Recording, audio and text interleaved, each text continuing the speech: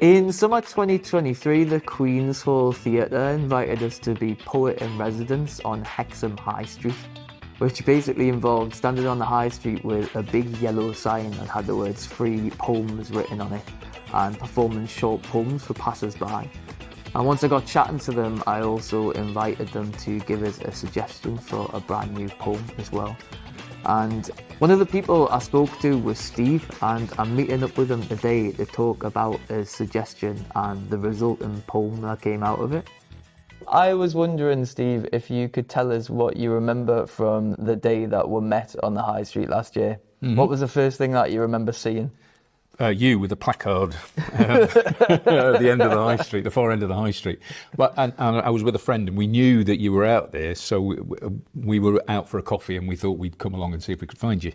We asked a little bit about how it was going, and then we got to chatting about whether we would like a poem written, and if so, what ideas we might have for what you could write about.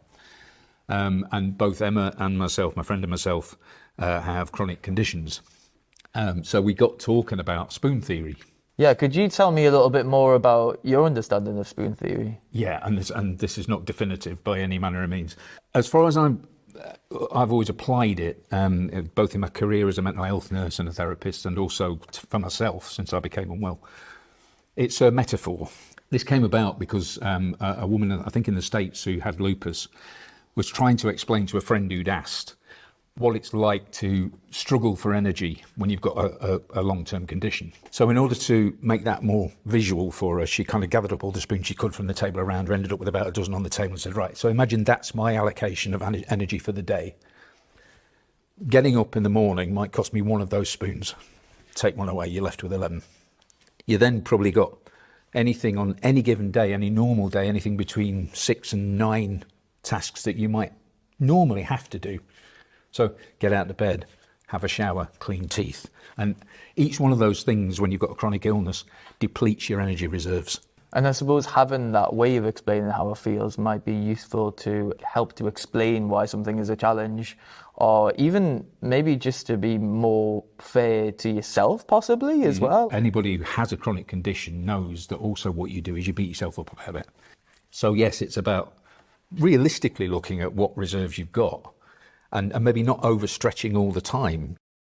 I was really moved by Steve's suggestion, and it made us think a lot about the different experiences people can be living through without anyone else even knowing about them.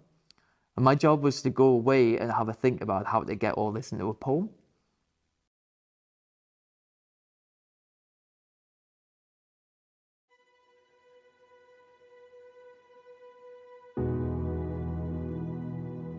Some spoons are for coffee.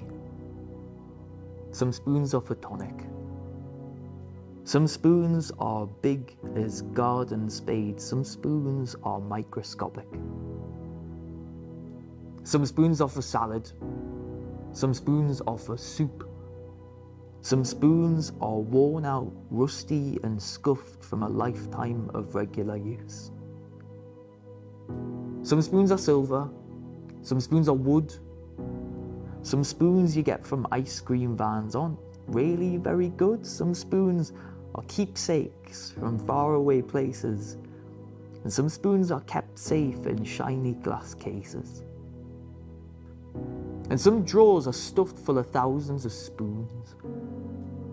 So every compartment is littered and strewn, while others make do with a few trusted items they measure their life with and daily confide in.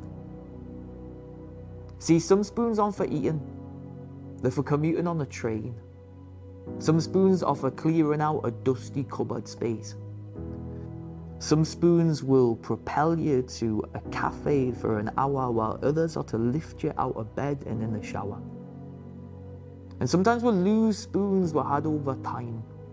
So we can't understand why we suddenly find that the simplest task seems to slip through our hands, while we're lacking the equipment to accomplish our plans, but we must not blame our few spoons for the passing of past spoons. To make way for new spoons, we must not misuse spoons used on self-hating, or spoons we're misplacing. Let's use these spoons as tools to scoop a groove we can be safe in. See, some spoons are just for feeling. Some spoons are just for breathing. Some spoons are just for giving, but some spoons are just for keeping, and some spoons are for smoothing out a space in every day, where we can settle on a cushion, where we can catch ourselves and say, you know what? I am human, and I'm worthwhile, and I matter. And I'm so sick of reaching out towards imaginary standards.